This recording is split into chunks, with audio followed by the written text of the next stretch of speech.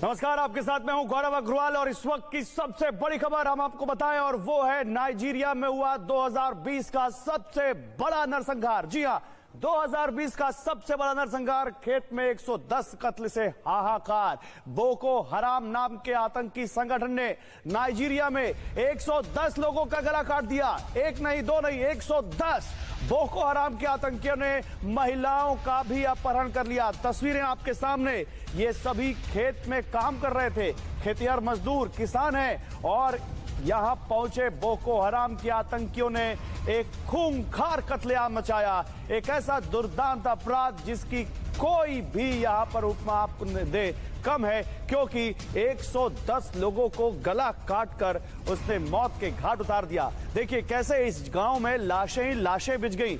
ये नाइजीरिया की तस्वीरें हैं और इतना ही नहीं, इन आतंकियों ने महिलाओं का अपहरण भी कर लिया। ये किसान खेत में धान काट रहे थे, तभी वहां पर पहुंचे बोको हराम के आतंकियों ने इतने बड़े नरसंहार को अंजाम दिया जिसकी कोई भी कहीं भी कोई या कितनी भी आप आलोचना कर लीजिए कम है।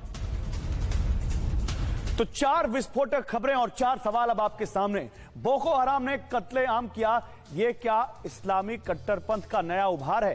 पहला सवाल। ओआईसी में कश्मीर का जिक्र, भारत को वाकई फिक्र करने की जरूरत है। दूसरा सवाल, लाहौर में चीन की लाल मेट्रो पाकिस्तान के चीनी जाल में फंसने का एक और सबूत है क्या? तीसरा सवाल है ये। और चौथा सवाल, सैन्य अफसरों के साथ इमरान खान की मीटिंग, क्या इमरान खान एक बार फिर से भारत के साथ युद्ध की तैयारी में है? वो मीटिंग जो हुई है हम आपको लगातार बता रहे हैं, आईएसआई के हेडक्वार्टर में हुई है।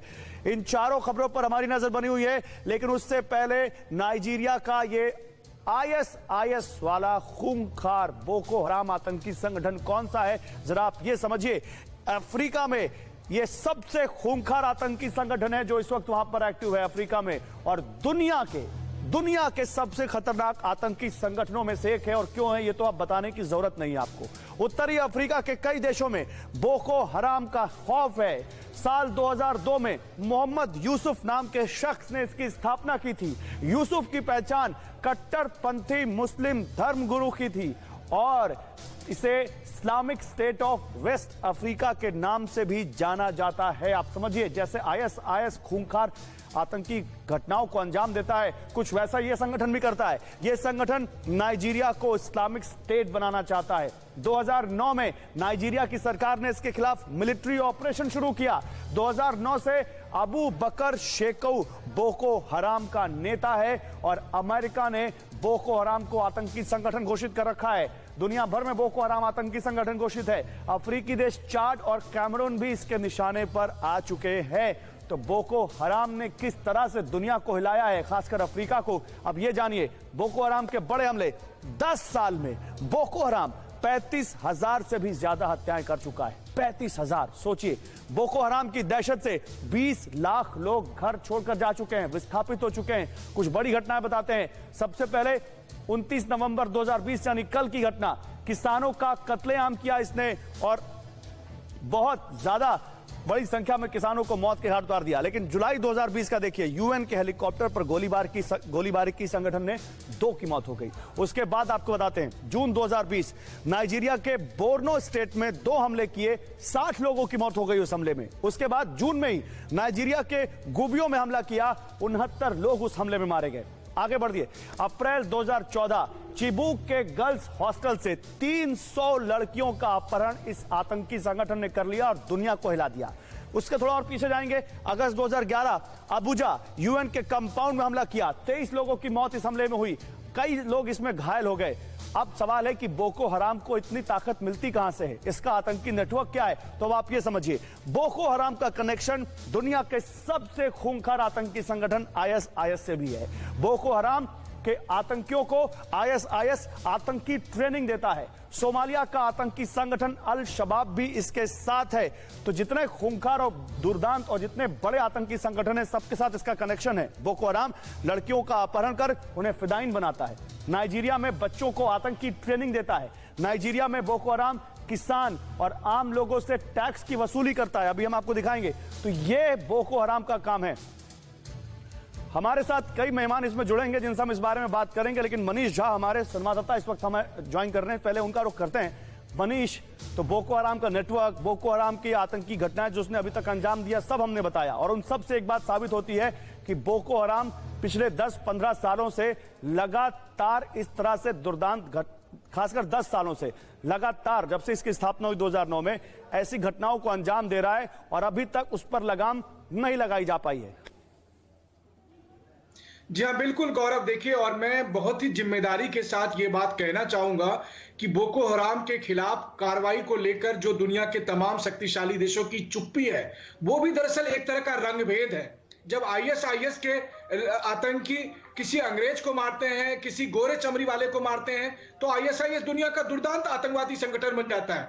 वहीं बोको हराम आम आदमियों की हत्या कर रहा, पिछले 10 साल में 36,000 लोगों को मार चुका है, 10 लाख से अधिक लोग बेघर हो गए हैं। लेकिन चूंकि मरने वाले लोग अफ्रीकी हैं, मरने वाले लोग गरीब और काले रंग के हैं, तो इसीलिए पूरी दुनिया भर की तरफ से केवल और केवल निंदा की जाती है। अब आप देखिए कि साल 2015 में बोको हराम ने सिर्फ एक दिन में 2000 लोगों को मार दिया, और 2 दिन पहले जिस तरह से एक गांव में जाकर 100 से अधिक किसानों का गला रेत दिया, उसके बाद भी अगर सिर्फ और सिर्फ संयुक्त राष्ट्र की तरफ से निंदा, भर्त्सना या क्रिटिसाइज जैसे वर्ड्स आते हैं, तो यही अपने आप में बताता है कि आतंक के खिलाफ लड़ाई में भी हम किस तरह से रेसिज्म की मानसिकता के साथ आगे बढ़ते हैं। जी मनीष, लेकिन जरा एक बार फिर से हमारे दर्शकों को इस घटना के बारे में बताइए जिसने पूरी दुनिया को हिला दिया है। 110 लोगों को आखिर मौत के घाट उतारने का मकसद क्या था उस बोको हराम नाम के संगठन का? देखिए, बोको हराम संगठन का जो अपना मुख्य इलाका है, उस इलाका में मोदुइर शहर, उस जगह से थोड़े ही दूर के पास बोको हराम के आतंकी वहां पहुंचते हैं। वहां पर जो ग्रामीण थे वो स्थानीय चुनाव में वोट डालने गए थे, और वहां ये किसान मजदूर जो वहां पर काम करने के लिए आए हैं, खेतों में काम करने के लिए आए हैं, उनको उन्होंने घेरा, उनके हाथ पैर बांध दिए और उनका गला रेत दिया, और सब लाशों को वहीं पर छोड़ दिया। जिन लाशों को देखकर आज पूरी दुनिया चित्कार कर रही है, उस लाशों को करने वाला बोको हराम आतंकी संगठन दरअसल नाइजीरिया और आसपास के 2-3 देशों में लगातार सक्रिय हो रहा है। और इसके पीछे की जो मानसिकता है, इसके पीछे की मानसिकता उसी इस्लामी चरमपंथ को बढ़ावा देना है। क्योंकि बोको हराम कहने के लिए तो यह कहता है कि हम पश्चिमी शिक्षा का विरोध करते हैं, लेकिन क्या पश्चिमी शिक्षा का विरोध करने के नाम पर मासूम लड़कियों को अगवा किया जाना या छोटे छोटे बच्चों को जिहादियों की ट्रेनिंग देने के लिए, आप सोचिए 5 साल के बच्चों को, पिछले साल मुझे याद है कि एक जो वहां पर एनजीओ था, उन्होंने कुछ बच्चों को रेस्क्यू कराया था। उन बच्चों को अपने नाम, पते, माँ बाप के बारे में कुछ भी नहीं पता, क्योंकि बहुत ही छोटे मासूम थे, तभी उनको अगवा कर लिया गया और उसको फिर बोको हराम ने अपने यहाँ आतंकी ट्रेनिंग दी, जिहादी ट्रेनिंग दी, और उसके बाद बच्चे को जब रेस्क्यू कराया गया तो उन्हें नहीं पता कि वो कहां से उठाए गए थे। तो ये हालत है उस पूरे इलाके की। लेकिन अफसोस की बात है कि अमेरिका समेत दुनिया की तमाम महाशक्तिशाली बोको हराम को लेकर चुप्पी साधे रहती है। ठीक है, मैं आपके पास आता हूं। मेरे साथ इस वक्त दो खास मेरे साथ मेरे एक और सहयोगी कासवर अब्बास, जो कि हम भारत के साथ यहां पर माहौल सही करना चाहते हैं, लेकिन मौका जब आता है तो वो उससे पीछे हट जाते हैं।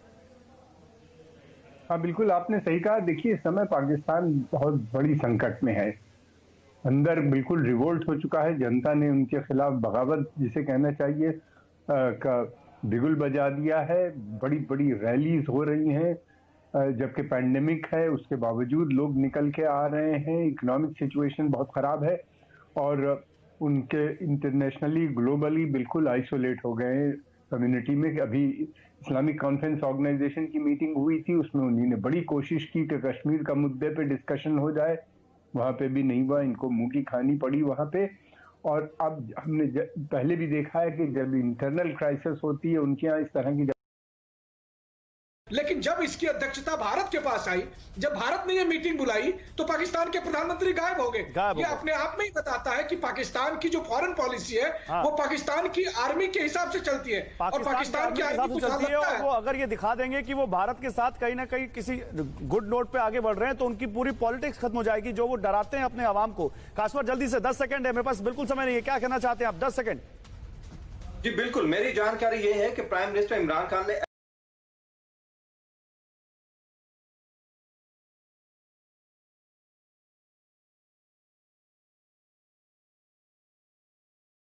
नॉर्थ ईस्ट और बांग्लादेश में सूखे की आशंका है। अरुणाचल प्रदेश की सीमा के बेहद ये बांध बनेगा। देखिए चीन की एक और चाल जो हम आपको बता रहे हैं। एलएसी पर चीन और भारत की सेनाएं आमने सामने हैं। इस बीच ब्रह्मपुत्र नदी पर विशालकाय बांध बना रहा है चीन, जिससे नॉर्थ ईस्ट और बांग्लादेश में सूखा पड़ सकता है। अरुणाचल प्रदेश की सीमा के बेहद पास बनेगा ये बांध। तिब्बत के मेडोक काउंटी में बनाया जा सकता है ये बांध। ये बात खुद ग्लोबल टाइम्स ने कही है। सर्दी भगाने का नुस्खा नंबर 27। अखाड़े से मशहूर पहलवान